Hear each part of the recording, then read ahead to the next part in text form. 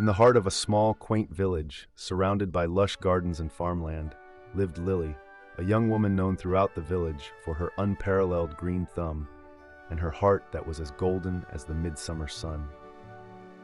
She wore her long brown hair tied back in a ponytail, shielded her skin with overalls, and never stepped outside without her wide-brimmed hat, ready to embrace the day's toil in her beloved garden. Adjacent to Lily's vibrant garden lived Mr. Jenkins, an elderly man who had seen many seasons come and go.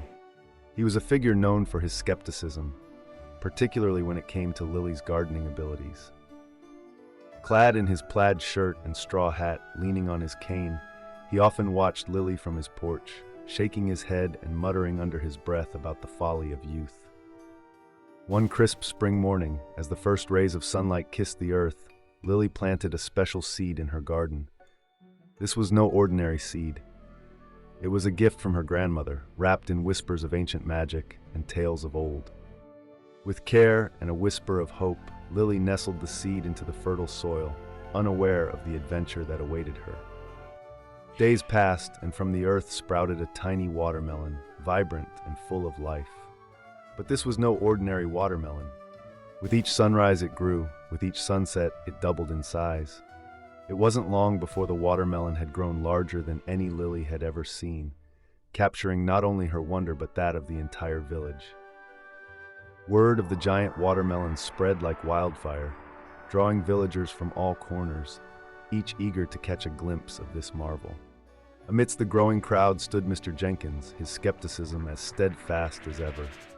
He scoffed at the sight, insisting that it was nothing but a trick of nature, bound to collapse under its own weight.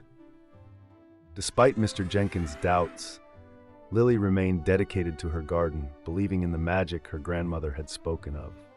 She cared for the watermelon with a passion that rivaled the sun's warmth, whispering words of encouragement and singing lullabies under the moonlit sky. As the watermelon continued to grow, surpassing the size of the cottage Lily called home, it became the talk of the village. Some marveled at its size, others speculated on the taste of its fruit, but all were united in their curiosity. It was then, at the peak of the village's fascination, that the unexpected happened. One evening, as the village slept, a soft crackling sound echoed through the silent night. It came from Lily's garden, from the heart of the giant watermelon. Under the glow of the moon, the watermelon began to crack open, not with the sound of destruction, but with the promise of discovery. By morning, word of the watermelon's mysterious opening had spread, drawing the villagers led by a curious Mr. Jenkins back to Lily's garden. What they found left them speechless. Where once there was a giant watermelon, there now stood a portal, its edges lined with the vibrant green of the watermelon's flesh, inviting them into a world unknown. Lily, with a heart pounding with excitement and a touch of fear, stepped forward.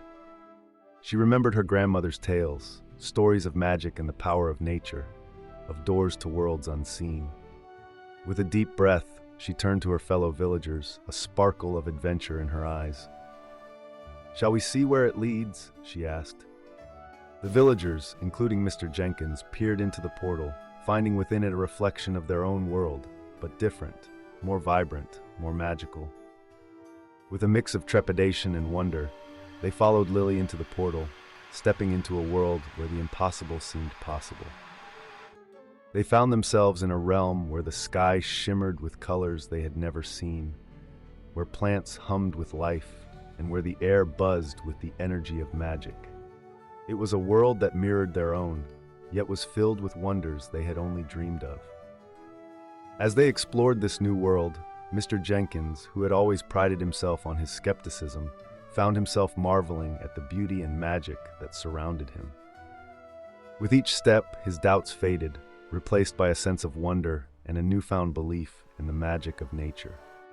The villagers, under Lily's lead, embarked on a journey through this magical realm, discovering that the power of nature was not just in the growth of a giant watermelon, but in the connection between all living things. They encountered creatures of myth, saw plants that sang in the wind, and witnessed the harmony of a world untouched by doubt or fear. As the sun began to set in this magical world, casting the sky in hues of pink and gold, Lily and her fellow villagers found themselves back at the portal, the giant watermelon now a gateway between worlds. They stepped through, returning to their own village, but they were not the same as when they had left. The experience had changed them, opened their eyes to the magic that lay hidden in the simplest of things. Mr. Jenkins, once the skeptic, now looked upon Lily's garden with a sense of awe, his heart filled with gratitude for the journey they had shared. Lily, standing in her garden, surrounded by her fellow villagers, smiled. She had always believed in the magic of nature and the wonders it held, and now, so did they. The giant watermelon, though now just a tale to tell, had opened their eyes to the beauty and magic of the world around them. And so, under the watchful eye of the moon and the stars, the village slept, dreams of magical worlds dancing in their heads. For in their hearts they knew that the true power of nature lay not just in a giant watermelon, but in the magic that exists in every leaf, in every drop of water, and in every heart open enough to see it.